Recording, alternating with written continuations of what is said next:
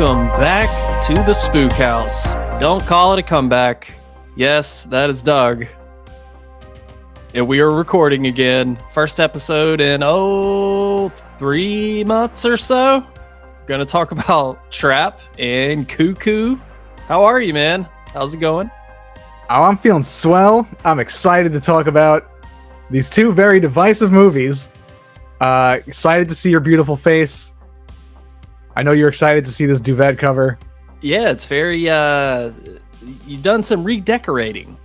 It's almost like you got a broad living with you now. Yeah, this fucking broad is changing. No. It's, yeah, we got the horror vintage 70s gypsy vibe going on in here. Yeah, it's kind of a blend of everything. It's like that 70s show meets Dexter. Spirit Halloween. Don't degrade me by saying Spirit Halloween. Have you been to a Spirit yet? They're kind of starting to open up. I haven't been to one yet. Have you? I drove by one the other day because, like, Google says they're open, but I drove by and never listen to Google, and it was like, yeah, they're definitely not open. So no, I haven't been to one yet. I think this is a controversial take. It might be a hot take. Might be a flaming hot take. Spirit Halloween is like the Toys R Us of Halloween stores. I mean, yeah. I don't get like super hyped about, oh my god, I can't wait to go to Spirit this year. I usually pop in a couple of times a year and I'm in and out in about 10-15 minutes. I'm like, oh, all right, that's cool. Yeah, it's fun to see the new stuff. The one thing that which is, I mean, I guess you have to do because they have to market things, but like it would be nice to go in there and get surprised rather than like see it online and see like their catalog and what they're coming out with, because like you know what they're gonna release for like for the new year, like the new Terrifier display or like animatronic or whatever like that. Yeah, but like I never peruse the aisles of Spirit Halloween and I'm like, I want to buy, like I never want to buy anything. Yeah, I'm the same way. And I found out last year that, so my strategy used to be wait until Halloween's over, then go in there and you can get stuff discounted. But I think they stopped doing that last year. Because I went in there early November and I walked in and I guess they didn't lock their front door. And they were like, oh, we're closed. I was like, oh, what time do you open? They were like, oh, no, I mean, like, we're closed. Closed until 2025. Oh, okay. I guess they just packing shit up and that's it. Yeah, I guess so. I did see that they have like a Halloween 2 pumpkin that looks pretty cool. Might get that. I don't know. That one was cool. I believe Trick or Treat Studios also has like, didn't they were selling like a pumpkin from Halloween? It might have been just the original. Man, Trick or Treat sells fucking everything. I'm sure this year they're going to have like a replica of the doobie that Lori and Annie were smoking in the station wagon. They're going to be like, it's screen accurate. Screen accurate has certificate of authentication. If you press this button, it plays Don't Fear the Reaper. That would actually, you're giving them good ideas here.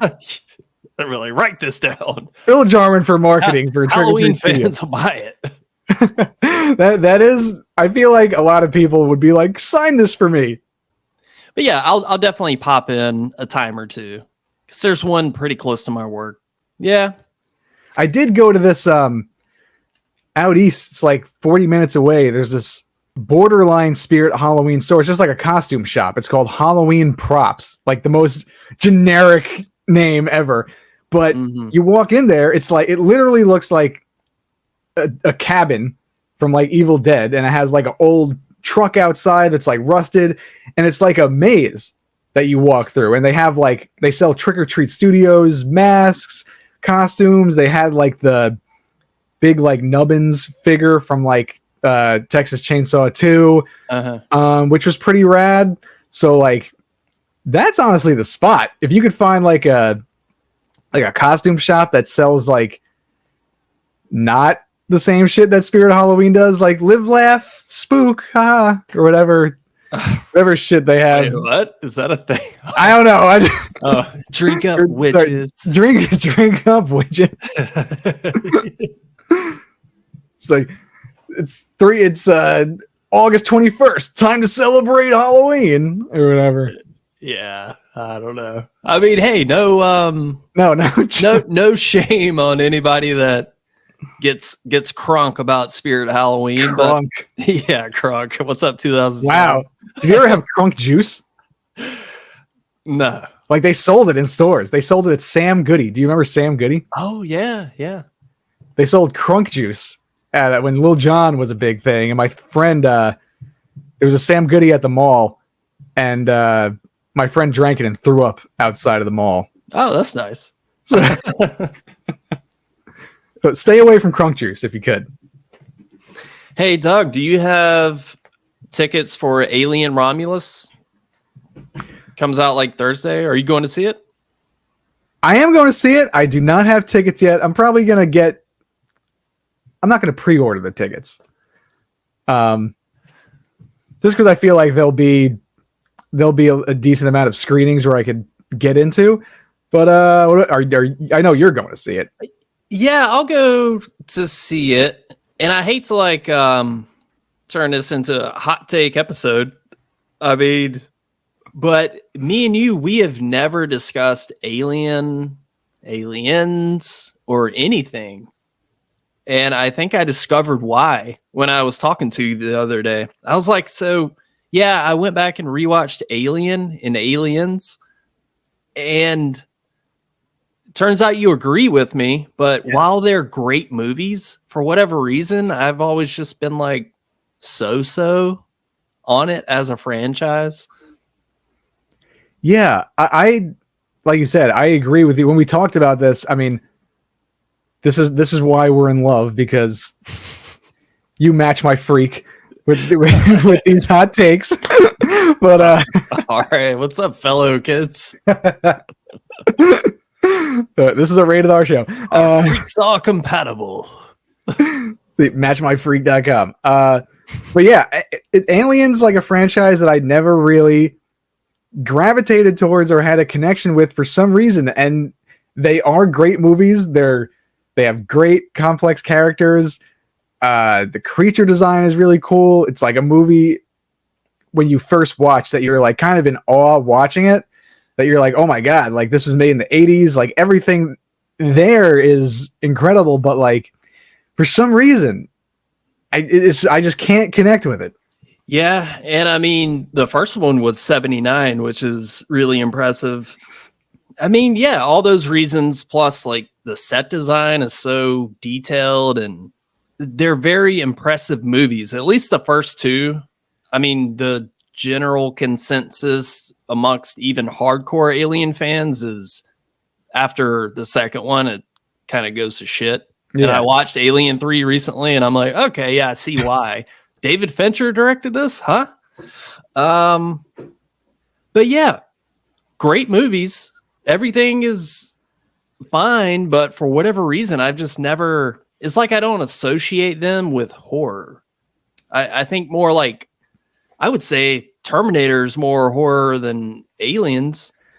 The first Terminator, yeah. The first Terminator is legit a horror movie. Yeah, like even tone, atmosphere. Yeah, even T2 has some horror elements. And you like T2 better, right? Or I mean, God, it's T2. Judgment Day, man. Come on. It's so good. Not my mother, Todd. Robert Patrick. Yeah. I mean, he was scary as shit when I was a kid. He's terrifying just as Robert Patrick. Yeah. He doesn't even need to be melting through like prison bars or anything. He's scary as fuck alone. But yeah, I agree that like Alien, it's way more sci-fi, it's way more action. Which is not again, we're not like shit talking aliens here. Oh, certainly not. And for the people that are extremely stoked about Romulus, I'm so happy for you. I'm still gonna go see it. I'm pretty excited to see what Fede Alvarez does. It looks good. Like Yeah, visually, it looks good. Yeah. Kaylee Spaney, I feel like, is a good actress to root for, kind of like Sigourney Weaver. Kaylee Spaney was in Civil War. She played Priscilla in Priscilla, so she's got some chops. Okay. And the rest of the cast, I'm not too sure of. Well, from everything I've heard, they're bringing back like the old school set design and creature effects. So, yeah, I'm pretty stoked. I might go see it in IMAX, actually. That's probably you'll have a bomb experience seeing it in IMAX with all that, blood, chest bursting action. Like that's a movie that you need to see on like a big screen. And I understand that people want to like, I don't know. I'm such like a movie person that I'm like, I want to see every movie in theaters. I don't want to watch it at home at least first, Sure. to get the whole experience. But yeah, I've never seen an IMAX movie, so that's a good idea. Yeah. And hey, speaking of recent theater outings, we both saw you know what? We should talk about Cuckoo first. I feel like that one's going to require the most brain power, so we should get it out of the way first. I like your style, baby. So yeah, Tillman Singer, Cuckoo, highly anticipated. I think we were both pretty stoked for this one. Absolutely. You saw a very special screening of this movie. Why don't you tell the folks about that? I almost came in my pants numerous times. I was very jealous. I wish you were there. I wish I could have flown you down. But yeah, I saw so it was like a 35 millimeter screening of Cuckoo. When I bought the tickets, IFC Center in the city, they do like these incredible events all the time, like Q&As with directors, actors, and Tillman Singer was going to be the guest. The director of Cuckoo. And then, we watch the movie and then they bring Tillman Singer out. And when they announce Tillman Singer, they say, and very special guest, Dan Stevens. And I think I was like the only one that was like, oh shit. Seriously? I was expecting like a bigger pop. Oh, I was like, whoa. I thought that would have been like, The Rock or the Undertaker coming back at WrestleMania kind of pop. Right? Like he's fucking gets up after he gets like tasered by Brock Lesnar or whatever the fuck. Dan Stevens choke slams Tillman Singer. Dan Stevens through the table. TLC match. No, but honestly, all right, what I've found with these screenings, because I've gone to like a couple at this place, there's a lot of, I feel like I consider myself maybe a movie snob. I can be a little snobbish when it comes to movies, but it's like the people in the crowd, they're like too cool to like react. This dude next to me, first of all, these two people next to me were drinking the worst smelling energy drinks I've ever smelt in my entire life. It literally smelled like castor oil and horse piss the whole time. And every time I breathed, I was like, you gotta die somewhere. Like you gotta die. It was bad. I don't know what the fuck they were drinking. It was literally like, give me the 87 unleaded at the Sunoco station, and they were just drinking it. Where was I going with that? Yeah, the crowd. Yeah, the guy next to me, like the screen had to be adjusted like twice because it was like, off the screen a little bit, like the picture was off the screen. Sure. Not much. And the guy was like like audibly sighing, and I'm like, relax. It's fine. Yeah, did they have to like pause the movie to fix it, or no? They just fucking like, it looked like they were just like twisting a knob to like get it to be level with the screen. I would be totally fine with that. I mean, you're watching a 35 millimeter print, so I don't mind if it's like, there's some imperfections there. Exactly. You got to account for that type of stuff when it comes to like the old form of, movie making. Like they have that shit on a reel. So they were just like, oh, Dan Stevens. They're like, I don't really know who that is. I'm more of a fan of Papa Paparazzi. Sidney Poitier. Sidney- Or I don't know. I was just trying to think of like a fancy sounding. Yep, Sidney Poitier is one. They're like the people that watch Inside the Actor's Studio.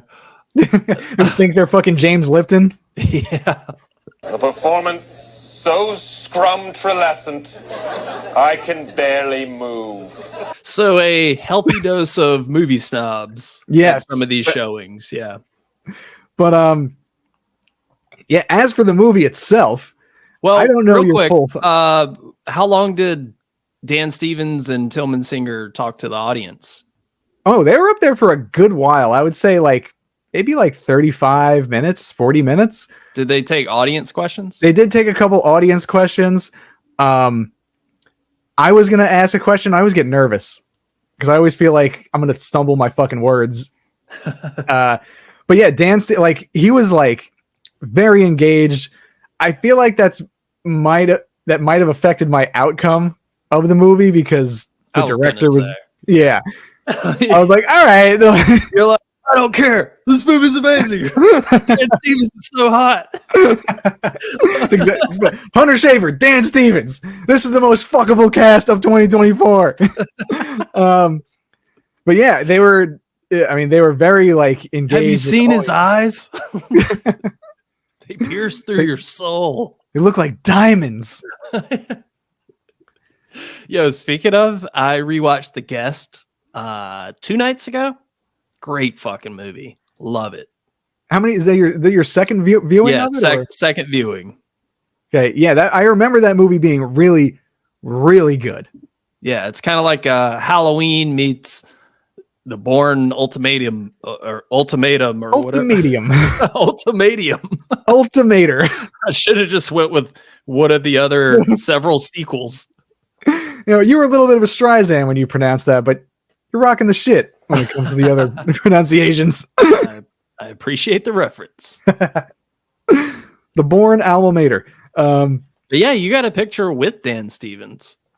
Yeah, which was okay. You know me.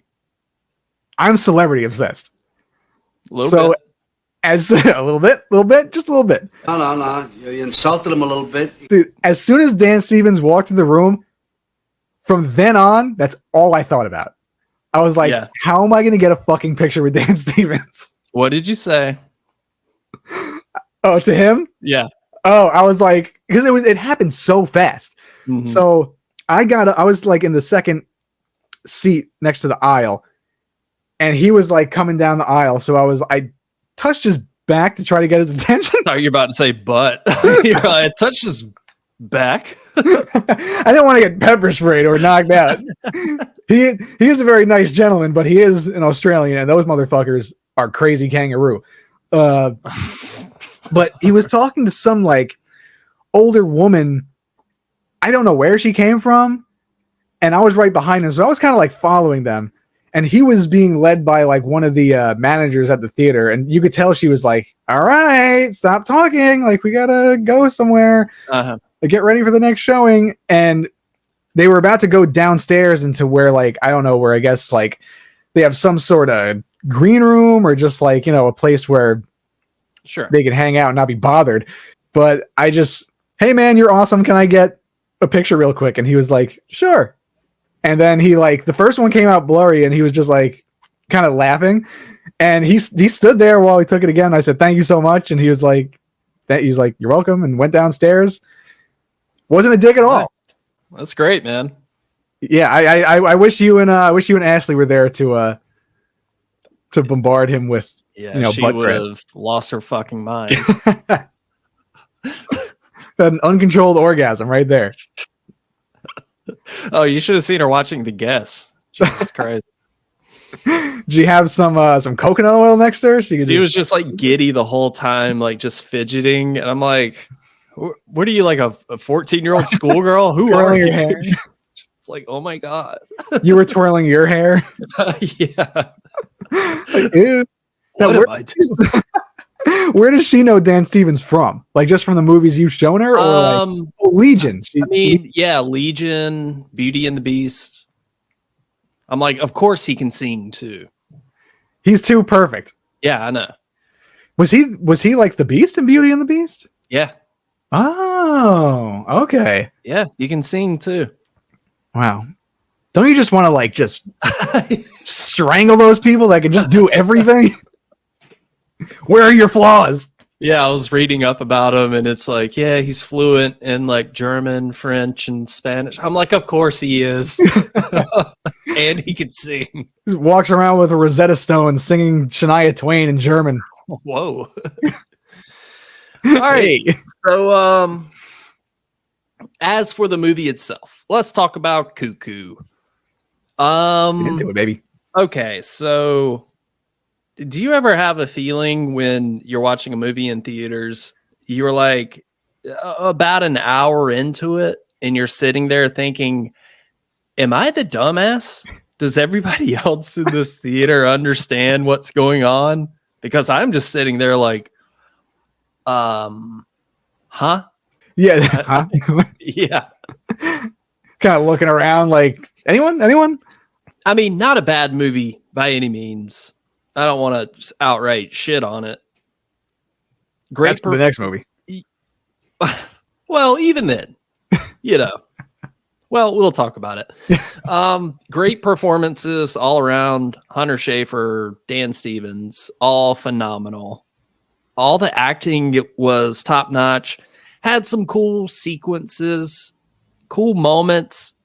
Not a lot of, I didn't get a lot of tension, or I wouldn't say I was like scared at any point. I was kind of, not gonna lie, I was kind of shook when that, like, again, spoilers for Cuckoo if you haven't seen it, but the bicycle scene. The bicycle scene, anytime that lady came up on the screen, like, I just loved her look, and I loved that noise that she made. That kind of was very unsettling to me. And yeah, it got a little old at the end there. Yeah, it like relied heavily too much on the sound. Mm-hmm. But when it was kind of not being overused, I totally, at the end it was kind of like the climax had a lot of stuff going on. But that scene with the bike, that scene where the car is kind of flipped upside down and she's like about to like grab her out of the car, like, yeah, she had a very, very like classic like giallo type of look, like the glasses and the headdress and everything and the coat. I thought it was creepy. Yeah, this movie does have some giallo style Euro trash flair to it, like in a good way. Yeah. But yeah, man, I don't know. Narratively, by the end of it, I was just like, all right, I guess this makes sense. And then there's like the big exposition dump with Dan Stevens, and we're preservationist, and I don't know. What did you think about the whole plot? I mean, that part of the plot kind of still doesn't even make sense to me, because like, I never understood what they were preserving. You know, like, who are these creatures? Like, are they humans? Are they birds? Right. I know he was using that, like, you know, flute or whatever to, like, you know, as like a mating call, or just to like draw them out of the wilderness. But like, they never really got into what they were preserving, which, again, I chalked it up to like, I'm not really going to fully understand this, and I'm okay with it. And towards the end, like, I like how, at least what I got out of it, like the question that it raises, like, if someone, like, you know, they had the argument of like, should they kill this creature, or should we keep her and like domesticate her, like she's one of us? So like, I like how the movie raised that question, like, you know, can you grow from being like a feral animal or beast, or like a monster or something? Can you evolve from those that behavior, or are you always like that deep down? I think that might have just been like on the surface level, but with the whole Cuckoo thing, it beats me. Yeah, it just didn't make for, I wouldn't call this an enjoyable watch. It was just I don't know, confusing. I guess I'm a dumbass. I don't know. It's kind of like when you when you have a science exam and you think you studied pretty well for it, you're like, all right, Hunter Schafer, Dan Stevens, let's get weird, let's go. And you're like, what are these written questions? Oh shit. And those gonna be like this. I have to write a DBQ essay? What the fuck? And you're just looking around like, yeah, this test's pretty easy. Yeah, I got this. And inside you're just like, what the fuck? Yeah, the kid with the glasses looks up and he's like, I got this. And you're writing like question marks on the fucking thing. But no, I mean, I agree with you on that front, that like the narrative could have been a little tighter, could have been a little maybe simplified. I know you expressed like, we need to have simple horror movies. Yeah, I think that's what I texted you. You were like, what did you think? I said, I miss simple horror movies. Yeah. Yeah, that's why I love In a Violent Nature so much. Very simple. You But- know what it is. Yes. And it was unique. And that's It not was to say it's not to say there's not a place for like high concept horror. That's definitely not the case. There are some good ideas in this movie, but they don't really commit to anything. It just kind of feels like sort of scattered and you figure it out. Yeah. I don't know. There's a good movie in here with the setting and the actors. Hunter Schafer, 10 out of 10. I did like the relationship with her and her sister. Like that scene towards the end where she was saying like, I got your voicemail, and like that was heartbreaking. That was great. And I love how this movie takes something so familiar, like, when, a parent passes away or something, and like there are those like flashbacks or callbacks, like the fact that she's calling her voicemail just to like hear her voice and like pretend like she's talking to her, like that's heartbreaking, like you said. And like, that's pretty a unique way to like work around something that's like kind of been done before. And the bond between Gretchen and Alma, how she kind of wasn't accepting as her because she has so much like hatred towards her. First of all, worst dad of all time. Yeah. Like she got in a car crash and he was like, I'm going home. Goodbye. I enjoyed all those aspects. Everything with Hunter Schafer was great. Like I totally bought that, she was this 17-year-old girl forced to move to this odd place and she hates it and she's rebelling. All that stuff was great. All the family drama elements, but the threat of the movie with these Cuckoo, that fucking ears start twitching. And I mean, I did like how it went into this sort of psychedelic time loop that like shit just kept repeating. Yes. Cool sound design there. But yeah, just not enough to make this the home run that I wanted it to be. I feel like that might be the theme of 2024 of having, being really excited, having high expectations, and then having it lowered a little bit. Yeah, man, I gotta say, we're in August. So far, 2024, nothing has exactly floored me. Nothing like what was last year's big movie? I don't even think last year was that great of a year either. I don't even remember what came out besides like When Evil Lurks. And you had Talk to Me also. Oh, yes. But yeah, nothing has really surprised me yet. Like When Evil Lurks was kind of a surprise. Yeah. It was like, oh, this new movie's coming out. We'll check this out, whatever. And it was like, holy shit. But I know when you love a movie, when you watch that, you were like, I have never had this reaction towards a movie. Yeah. Well, specifically that one scene. Yeah. Yeah, that one. Yeah, I mean, When Evil Lurks is easily a movie that I think will. Damn, I gotta rewatch that. Yeah, that movie was fun, and just like brutal, like just drab. And Tillman Singer during the Q&A, he was saying like a lot of horror movies came out in the past couple of years that had like he wanted to give Cuckoo like a happy ending because there was a lot of just like grim endings in recent years with horror movies. So that's appreciated. Sure.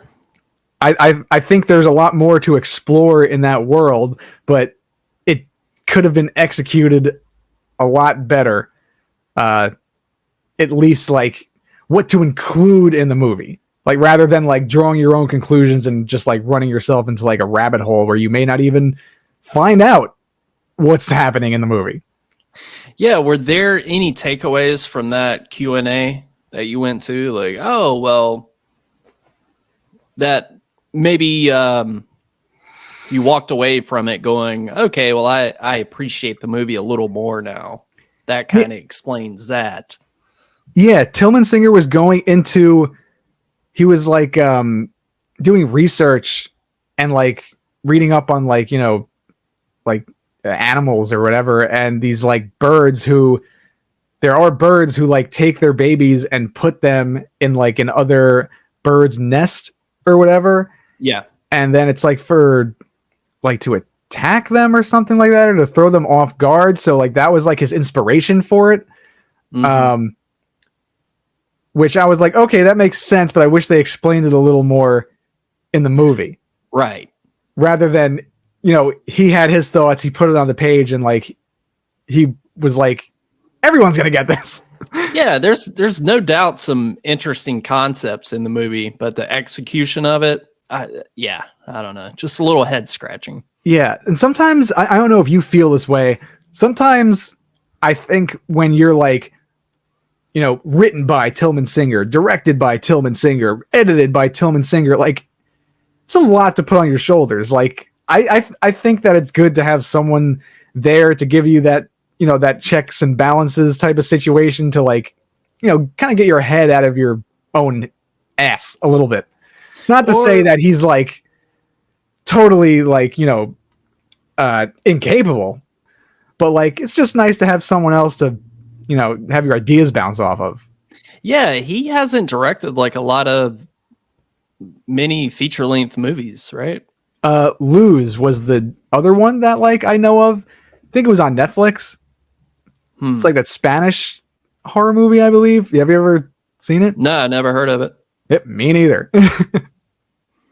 So yeah, that's he's a very promising director. I'll watch whatever he puts out next. But yeah, you're right. That's a lot to, if you're not maybe the most experienced filmmaker, to put on your shoulders. Will I ever watch this again?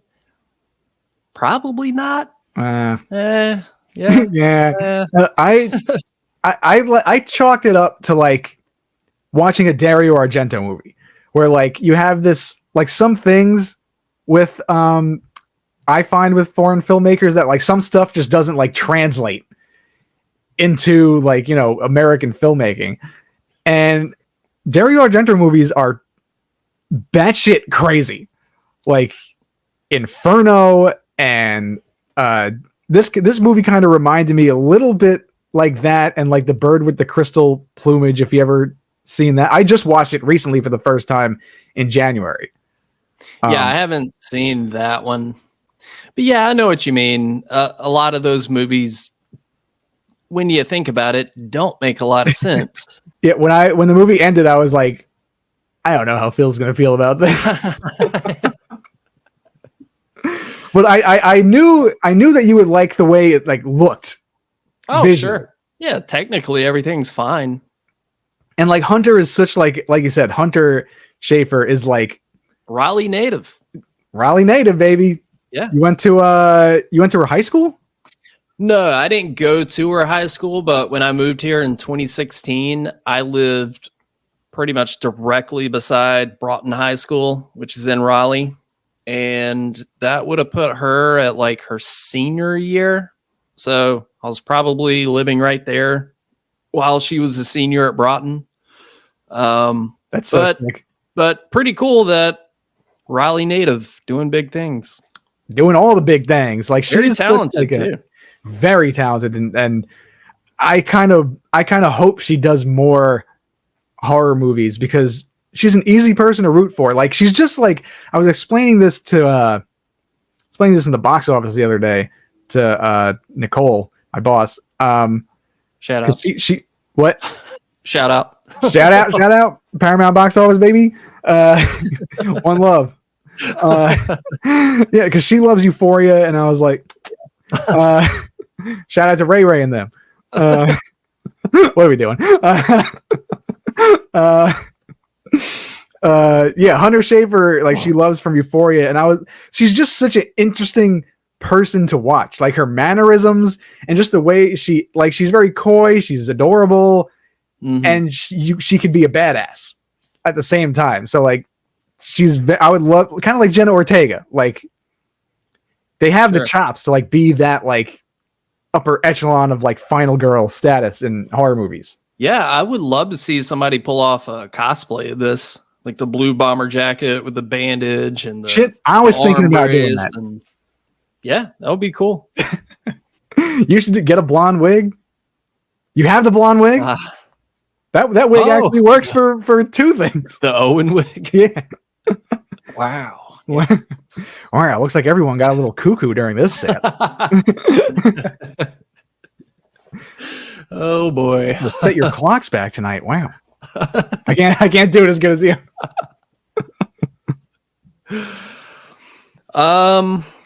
So yeah, Cuckoo. I think I gave it like 2.5 out of 5. Maybe 3 stars would be more fair, but hey, that's kind of where I'm sitting at. Yeah, I'm surprised you wouldn't watch it again. Hey, maybe I will. I don't know. I mean, so also I feel like this is a good movie to just like have on. You know, it's a good background movie too because it's aesthetically like it just looks good. I thought you were about to say a good turn your brain off kind of movie. Oh, it is not. No. This is fucking trigonometry. This is brain rot. This shit will make you thinking like this, like visual algebra. Yeah, like Zach Galifianakis in The Hangover, trying to like connect all the like Rain Man style. Yeah. So yeah, I think we've just about said it all about Cuckoo. Unless you got any more imparting thoughts on it. Dan Stevens just needs to keep playing like wacky people. Yeah, Dan Stevens he's kind of the man right now. And like he doesn't get enough credit. Because he kind of saves movies. Godzilla vs. Kong, that was a big pile of shit. I don't even know why I saw it, but he was doing some good stuff and that just weird. He's just weird. He's just a weird guy. Same director from The Guest, by the way, did those movies. You're right. What's his name? Forgot it. Yeah. I was just looking it up the other day because you told me that you watched The Guest, and I was like, I need to like look into this again. Is it streaming anywhere? No, I had to rent it on Apple for $4. It's worth the $4. First time I've done that in a long time, but really? I just had a craving to rewatch it because Dan Stevens, Micah Monroe. Micah Monroe. Yeah. Can I just her and Long Legs? Yeah. Easily like I don't want to say like best horror performance of the year. It's not bad, don't worry. Sure. Okay. But like her performance in Long Legs was just like, boo! Like she nailed it. Yeah, she did at every turn. Yeah, it's good to see her like kind of having her moment as well. Yeah. Yeah. She's you know how I feel about It Follows, but I never disliked Micah Monroe. Yeah, and we have when does They Follow come out? I think that's next year. Yeah, I think in 2025. Hopefully they're filming it now or soon. I was actually going to ask you about this. Did you hear what Quentin Tarantino said about It Follows? I did. I watched that video and kind of paraphrase it for me. What exactly did he say? Basically, he was saying he was like frustrated that like he liked the movie, but something was holding it back from being a great movie. Like all the elements were there, but it just didn't like work for him on that level, and he was kind of like frustrated by it. And he said something about like they kept breaking their own rules or something, which I forgot exactly what he said, but I told you, I was like, I could write a thesis on this of why I think he's wrong. All right. All right. Okay. I just now you're gonna get a prosthetic nose for your Quentin Tarantino impression. But yeah, I forgot exactly what he said. I think he said something like the characters kept making dumb decisions or something, like why not just leave? And well, I mean, I hate that argument because you could take any horror movie, like, hey, Laurie Strode, why don't you just get in your car and start driving until you run out of gas? It's like, well, you don't have a fucking movie at that point. Yeah. And also they're teenagers. You know, they're prone to stay where they're familiar with. They're not just they probably can't buy a plane ticket and fly to Africa or something to get away from this thing. So, and even in that case, no matter what, I mean, that's the rule of the movie, the main rule, which I don't think they break, at least that one, where like it's always following you, no matter where you go, no matter how far away you are, there's something that's always going to come get you. Yeah, for some reason with that movie, people are quick to pull well, why don't you just hop on a plane and fly to Antarctica? It's like, because it's a movie. People just don't fly to Antarctica, okay, and live down near the fucking South Pole, whatever. As if somehow that negates the entire, like, everything that the movie did right. Yeah. Oh, STD monsters, don't get hypothermia. You're safe in Antarctica. Sure, yeah. Jan. Sure. Sure, Jan. Sure, Jan. But even in like The Conjuring, which I fucking love that movie and I watched it the other day again. Why don't they just get in their car and keep driving? It's like literally Patrick Wilson explained, like, you could go anywhere you want. It's a parasite. It's attached to you. You could go into fucking Mars and you'll have space zombies. Hey, aren't they making a new Conjuring? Yeah, they are. They just keep going. Not sure why, but all right. And I know we have a little conflicting thoughts about this, but yeah, they just need to stop. Like, just stop doing this. Sure. Yeah. You didn't like the third Conjuring, right?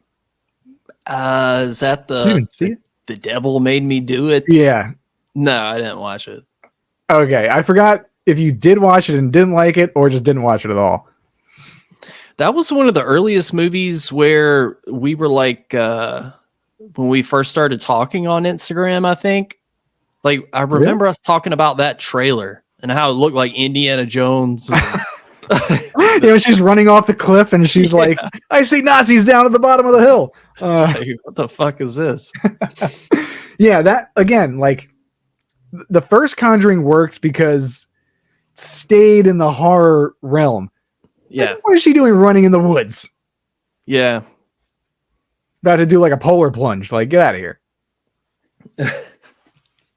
Well, speaking of staying in one place, do you want to talk about Trap? Let's go for it, Daddy-O. Yeah, we have a lot to say about this. I want to do an M. Night Shyamalan marathon one day and catch up on all the movies I missed because I never saw Knock at the Cabin, Lady in the Water, which I hear is god awful. It's pretty bad. But I approach all M. Night movies as if they're comedies. Like, hey, this is going to be very awkward. We're going to have a lot of fun, though. And if you approach it like that, they're kind of a good time.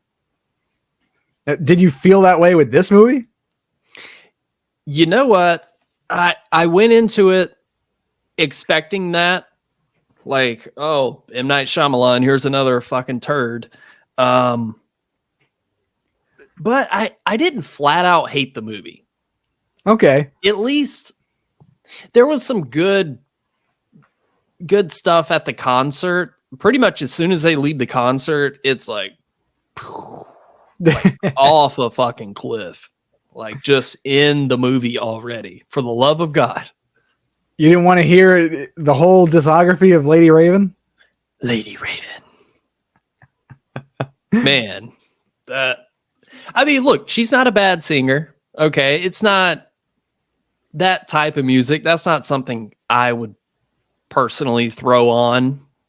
But there is a point where it's like, dude, we don't need to hear 18 Lady Raven songs during your movie. I get it. You're a proud dad. You want to give your daughter this platform, but please stop.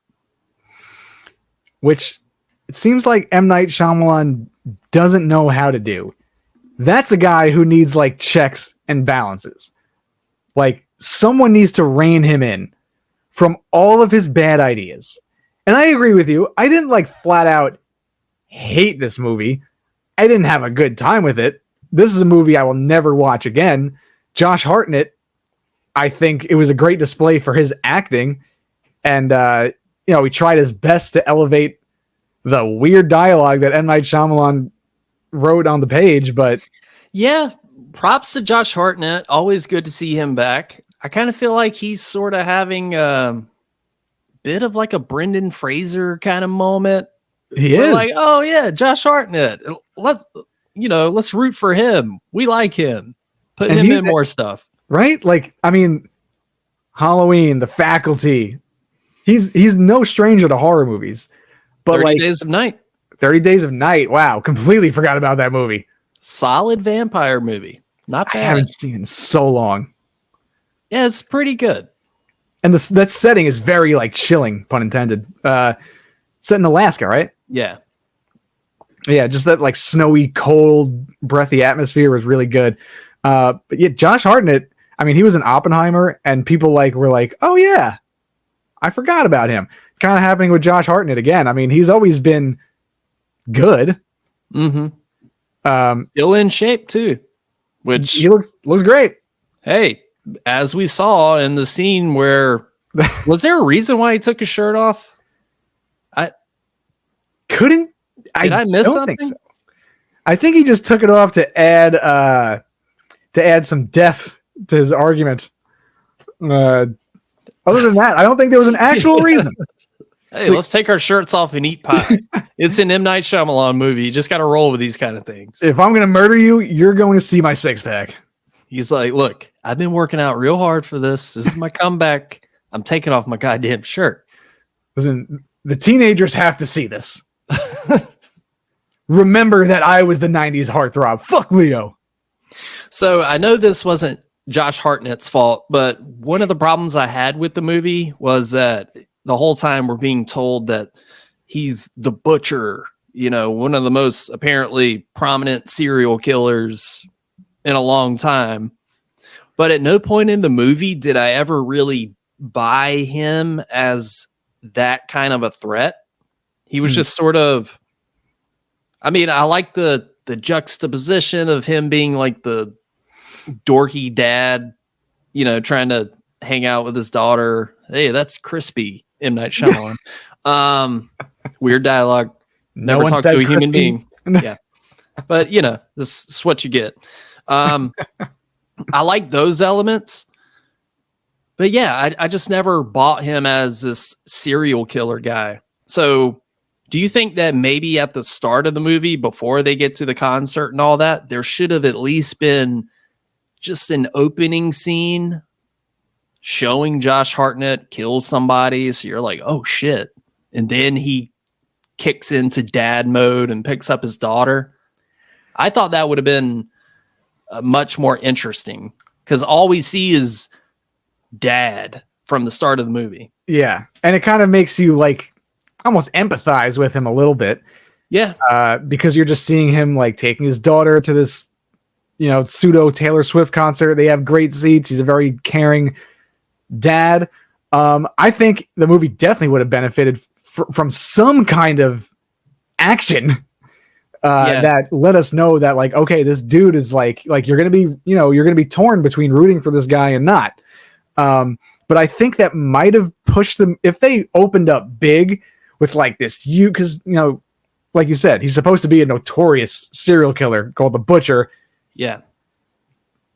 Could have been it could have pushed the movie to an R rating, which I don't think M. Night Shyamalan would want to do to make his movie less accessible for, people under the age of 18. Yeah, I mean, you could at least do like an off-screen death or show him, I don't know, talking to one of his victims that he has tied up in the basement without like a gruesome death. Just to make it seem like he's like unhinged. Which he kind of didn't really seem that way. You could tell he was very calculated in the movie, but like my problem with it is that everything happened so right. Like, of course he got the walkie-talkie from the cop. Of course they believe this random guy with a random pass that he magically took from some back pocket, got him in the room. Of course some random t-shirt seller told him the whole plan that the cops told them not to play. But like you said, there wouldn't be a fucking movie if that was the case. But like just a little smarter. The movie could have been a little smarter unfolding all of this stuff. Just everything happened like so. It was like a domino effect of like, of course this happened. Yeah, a lot of convenience going on. Fuck, the whole movie was a convenient factor. Let's eat this pie before you murder me. And then he says, yeah, you know what? I'm the Butcher. I'm the most notorious serial killer in the world. But yeah, let me eat this pie right here. Yeah. Do you think it would have? I feel like, M. Night is known for his twist. And I'm not saying that every movie needs one. Actually, I even applaud him for showing restraint in that area. Like, hey, this movie doesn't really have a twist. Okay, fine. I think it would have been more interesting, say, well, for one, if the marketing didn't show right away that Josh Hartnett is the killer. Absolutely. And if you're not going to show Josh Hartnett killing somebody at the start of the movie, it would have been so much more interesting if you were led along up until like 50 minutes into the movie and then it's revealed that he is the killer.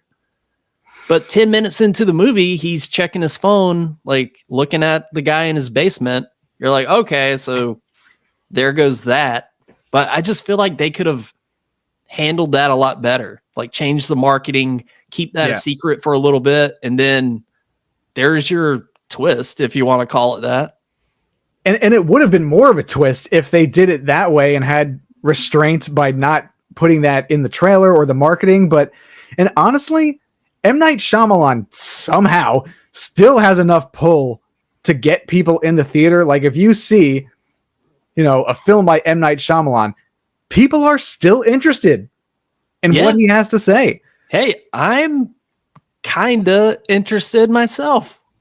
That's why we went. I mean, he's not in our good graces, I don't think, but like there's something about it that you're going to like see something that is just like so singular. There are no filmmakers like M. Night Shyamalan, that's for sure. He is one of a kind. Dialogue especially. This is like what? Like, and this movie wasn't that bad in terms of bizarre dialogue. I mean, it does have that alternate reality feeling to it, like a lot of his movies do. Yeah. I mean, I know we talked about this movie recently. Remember how a lot of people were saying, like, dude, The Visit?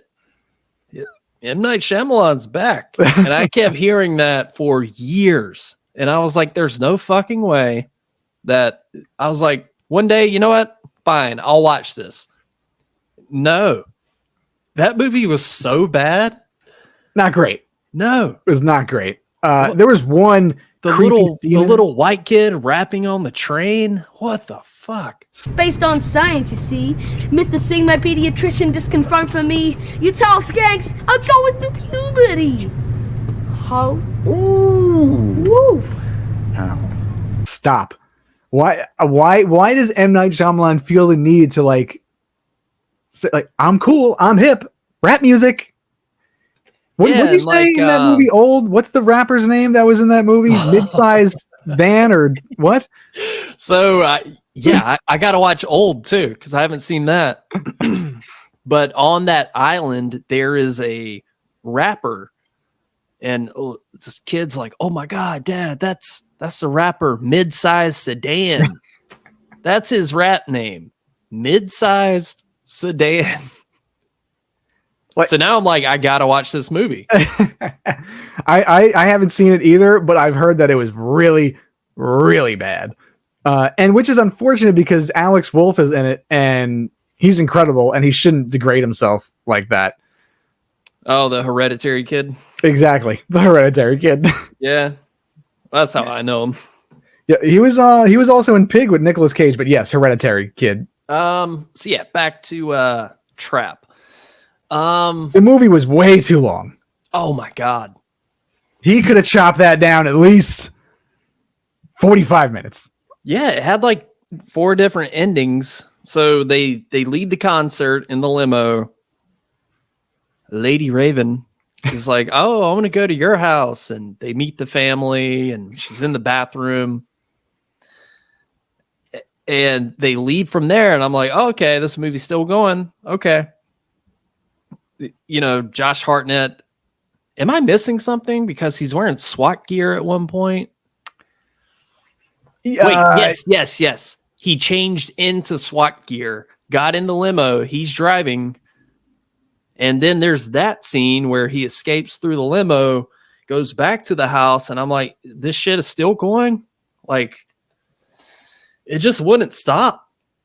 And that's where I'm like, where you say you go into these movies as a comedy. Does M. Night Shyamalan know? Like, is it supposed to be intended as a comedy? Like Abbott and Costello type shit? Because, like, how does he know where the SWAT gear is? Like, is it supposed to be funny where he's like, just all of a sudden he's in SWAT gear? And then I think it was implied that Josh Hartnett had this SWAT gear on hand in the case of this happening. Like, if I don't know. That's what I took from it. And if he's trying to look incognito while he's driving the limo, at least take your little fucking helmet off or something. And like when they're shooting at it, like that scene kind of didn't make sense to me because there's so many people surrounded by the car, like how he got out of the car and changed out of the SWAT gear in a car. And all of a sudden he's wearing like a hoodie and a hat. And I'm like, yeah, where does he just have like a costume bag with him? What's he, Superman or something? Like, there's no way he would have got out of that limo with nobody seeing him. But whatever, I'll play along. Hunt over here. So then he gets arrested at the very end. Most notorious serial killer finally captured. Do you think they let Jeffrey Dahmer have a moment with his bicycle? They were like, wait. He wants to pick up his bike. Like, what the fuck? It just shows you that the cops know that he's still human and he has a heart, even though he butchered tens of thousands of people. And they wouldn't see or hear him pulling a spoke out of a bicycle. Have you ever tried to do that? It takes a lot of force. Just saying. And I'm sure with the cops staring at him, someone would have definitely saw it, but no. No, they were looking down at him the entire time. Apparently, they were blindfolded. Yeah, and they let him have a moment with his daughter. Like, wait, it's like that wouldn't happen. They would have dragged his ass directly to the SWAT van. It's 2024. The cops shoot first. So yeah, I know we might be like kind of nitpicky here, but I mean, you got to point out these kind of things. Suspension of disbelief can only go so far. Yeah. Where it's just like so unbelievable that it takes you out of the movie. And I can't wait until you watch Lady in the Water. That is, that was not good. But again, like, it wasn't a flat out terrible movie. The father-daughter relationship, had its little cute moments, the dorky dad stuff. There was some decent sort of cat and mouse stuff with the him evading the cops and oh shit, what's he gonna do next? And some of that was okay, but there was really never any serious tension in the movie. No, not at all. Like this is like the poor man's No Way Out, because it was a cool setting. M. Night Shyamalan I think his ideas are good. He just needs someone else to fill in the plot holes and write it a little better. Like his ideas are fine. Yeah, but sure. Like he had like like that should have been like an adrenaline filled type of situation. And there was really no like real heart racing scenes or action. It was just kind of just bland. No, like just straight up mayonnaise sandwich. No salt, no seasoning. People put salt on. Okay, first of all, who's eating mayonnaise sandwiches? I wouldn't be surprised if M. Night Shyamalan's favorite dish is mayonnaise sandwiches. Hey, maybe that's what the M stands for. Mayonnaise Night Shyamalan. We just cracked the fucking code here. Mayonnaise night. Oh shit. You should do a condiment series. But yes, far from the worst M. Night movie. I've seen a lot of people, whose opinions I respect say, hey, I had a lot of fun with this. And I'm like, all right, hey, glad you had a good time with it. Yeah. But towards the end, I felt trapped. I was like, when is this fucking movie gonna end? I'm over it. You texted me during the movie. You were like, "This is like the fifth ending." Like, yeah, I was texting. Well, empty theater, by the way. I wasn't that guy, but yeah, I was texting you a few times. Like, this movie just won't stop. No, it's the mayonnaise jar that just keeps on rolling. And how about Lady Loomis in the movie? I was like, is this supposed to be? Did I miss something? No, I'm talking about the old FBI lady who sounds like Dr. Loomis, and she even talks like him. She's like, yeah, I've been studying this serial killer for years. I promise you, he will be here. You just got to be ready. And I'm like, is this Dr. Loomis right now? What is this? Lady Loomis. That's what I was thinking the whole time. It's Donna Pleasance. Donna Pleasance. Yeah. But yeah, I felt like, again, the movie didn't need to have a twist, but like, I was like, oh, this woman is going to like be like a prominent figure. Like maybe it's his mom, or maybe it's like nothing. Just some random FBI profiler who doesn't really amount to anything. I met this pop star 15 years ago. I spent 8 years trying to reach him. She has the pinkest eyes.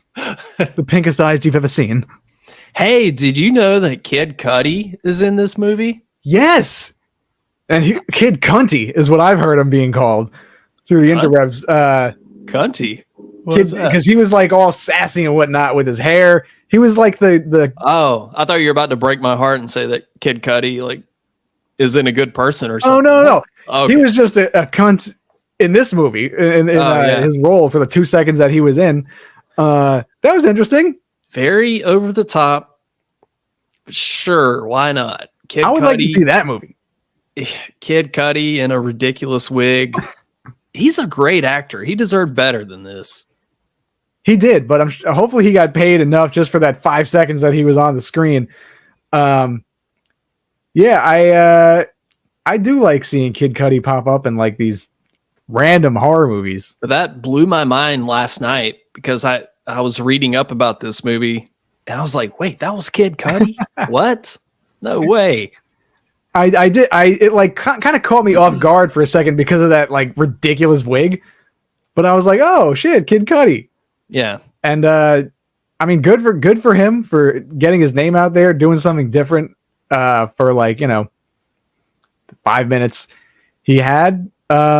Yeah, I would like to see him get some more roles because he is good. Like, yeah, he was great in X.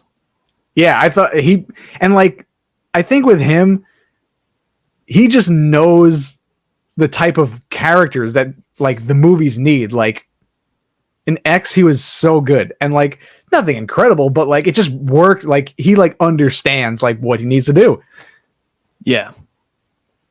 But yeah, man, I don't know what else I can say about Trap. I hope Lady Raven has a blossoming career.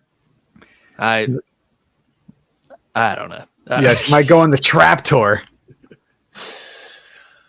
Oh man. What Hey, would- if they make another sequel, they could call it Trapped with a T, and they're at a Trap concert. I think it's time for Trap to get in our good graces again. Maybe make us a little headstrong. I can't think of any other song names by them, so that's it. Either. Back off, I take you off. Or, and then the third one could be Traproot, and they could do it in a Taproot concert and bring them back. I would be the one at that concert. I'll be the butcher. He's singing fucking poem with a butcher's knife. The great new metal massacre of 2026. Traproot. Traproot. That's great. We got to make it happen. Oh man. Any other thoughts on Trap, Douglas? Not really. I think I'm all out. I mean, I saw it, I processed it. Yeah, there's not a whole lot to it. Yeah, I got nothing else to say about Trap other than M. Night Shyamalan just does it again. Comes out with some mediocre Night Shyamalan shit. But yeah, I don't know what he's gonna have to do to just like. Do you think that he has another one in him? To just like be like, wow, okay, like this is what we're missing from M. Night Shyamalan. Yeah, I think so. I mean, like he almost got there with this, sorta. I mean, the closest I've seen in a long time. Interesting premise, but it seems like after he has the shower thought of, well, as he pitched this as Silence of the Lambs happening at a Taylor Swift concert. That's how he pitched the movie. It's like, okay, great premise. I don't agree with that, but okay, whatever. With the outcome, at least. Yeah, it seems like once he has his premise or twist or whatever, he kind of coasts the rest of the way, especially when it comes to dialogue and all that. But yeah, I feel like, sure, he's got another one in him. I would like to see a great M. Night Shyamalan movie. Like, he needs to be hungry again. Like, I feel like he just needs to, he's been coasting a lot, and he knows people are going to go out and see his movies. He makes very digestible movies for mainstream audiences. That's just what he does great at. He excels at. I'm sure Trap, made its budget back. People are going to see it. I think he just needs to just think a little bit more outside the box. Maybe get, imagine an A24 M. Night Shyamalan movie. Like, just get some. No, I don't want to see that. All right, never mind. Let me retract that statement. No. Let me retract that statement. You asked me to imagine it, and I did. I don't want it. Imagine, if you will. Yeah, he just needs a good team behind him. Like, sure. Other than just him. Well, I mean, he finances all of his own movies, so these are truly his experiences as they marketed this. Yeah. A new experience by M. Night Shyamalan. Wonder whose idea to put that in the marketing. Experience. Yeah, I guess they're. I experienced it all right. Yep. At one point, Lady Raven started a song, and I was like, all right, this would be a good bathroom break time. So, I was gone for however long, 2-3 minutes. I come back, still Lady Raven going. I'm like, Jesus. Yep, you didn't miss much, I'm sure. You could figure out the plot. But yeah, I mean, it is August. Summer's wrapping up. We have a couple more horror movies to get through this year. Nosferatu. Yeah, that's the one I'm looking forward to the most, I think. It looks it looks really, really good. And Just dark and dreadful, and yeah. they couldn't pick like a better like director of atmosphere for something like Nosferatu. And I mean, when you cast like Willem Dafoe, Lily Rose Depp, I'm sure is going to be good in it. I'm kind of worried about Bill Skarsgård. I'm curious to see what he's going to look like. That's exactly what I'm talking about, because the trailer doesn't really give it away. Yeah. But in the trailer, and I could be wrong, maybe I saw it differently, but when they like he has his back to the camera, he kind of looks like this weird enlarged presence. Is that just the shadow? I don't really know, but I was like, ooh, he kind of looks like it, or it looks like Pennywise a little bit. Yeah, I don't know. They didn't show enough of him to really say. I know what you mean, though. But I mean, dude, Robert Eggers, he's so fucking meticulous with everything he does. I don't think he's going to let some shitty character design fly. I believe in him. I mean, if they're going to pick anyone to remake Nosferatu, Robert Eggers is a very good choice. Yeah. And it looks fucking incredible. Yeah, I love those kind of dark, gothic, grimy movies like that. You know what movie I've been thinking about? I love this movie. I know a lot of people don't. Did you ever see From Hell with Johnny Depp? Yeah, I actually like that movie. Yeah, that's a good one. I fucking love that movie. Like, I used to have that movie on DVD. Yeah, I watched it so many times. But yeah, late 1800s, grimy streets of London.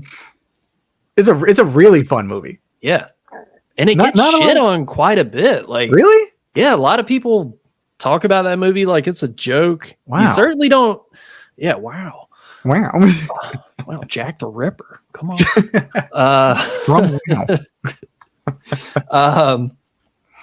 But yeah, you certainly don't hear it talked about a whole lot. Yeah, no, not at all. And usually, I mean, people talk about like The Secret Window or whatever. I love Secret Window too. I haven't seen the whole thing. I know what happens, but I feel like people talk about Secret Window a lot more, and like From Hell. And what was that other movie that he did? I always confuse it with From Hell for some reason. It's Johnny Depp, mid-90s. What's like the author one? Is that From Hell? The author one? Where he like goes to a library and he's investigating like The Ninth Gate? Yes. Yeah, I haven't seen that probably since it came out. That's also a good movie. I feel like not a lot of people talk about that either. I always get those confused for some reason.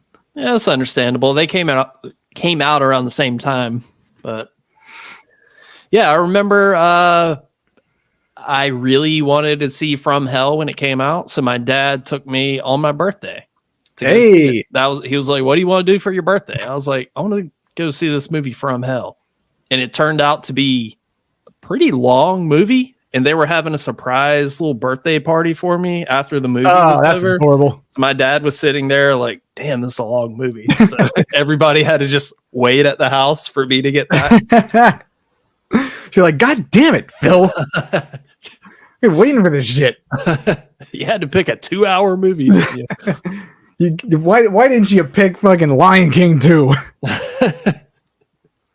They're cutting the pizza in like very, very thin birthday slices. There's some high C waiting for you. No, it must have been like, I don't know, 12, 13. Like, movie came out in 2001. I must have been turning like 14 or something. Oh shit! I thought it came out in like the not early 90s, mid 90s.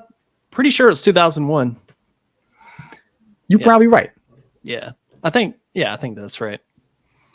Well, we are starting to ramble a bit, and I think we'll go ahead and wrap this up. I think let's put a sock on it. Yeah, put a sock on it.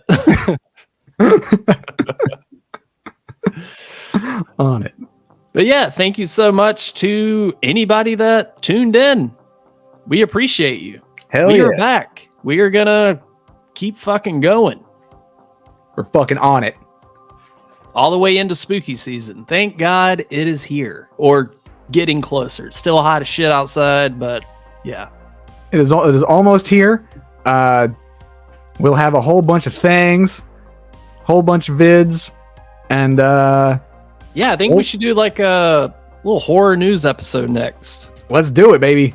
I feel like there's a lot of stuff out there. There's a lot of stuff going on. Yeah, I want to research some stuff myself. I want to get excited. This year has been kind of hit, well, mostly miss. Yeah, so a little middling. Yeah, middling to low. So I tend to agree. I mean, hopefully Nosferatu comes in with a big bang. I'm not really sure what is happening in 2025, but we have a lot of things to talk about. Yeah, let's look it up. Talk about it. All right, Doug. This was a good one. Oh, hell yeah. As usual. Can never tell. Can never tell if it's a good. Yeah. Hopefully the people enjoy listening to us ramble about both of these movies and M. Night Shyamalan's new name. Oh, mayonnaise nights. Mayonnaise knife salty dog. What? All right, well, thank you so much for tuning in. Doug, I love you. Love you, baby. Catch you guys on the next one.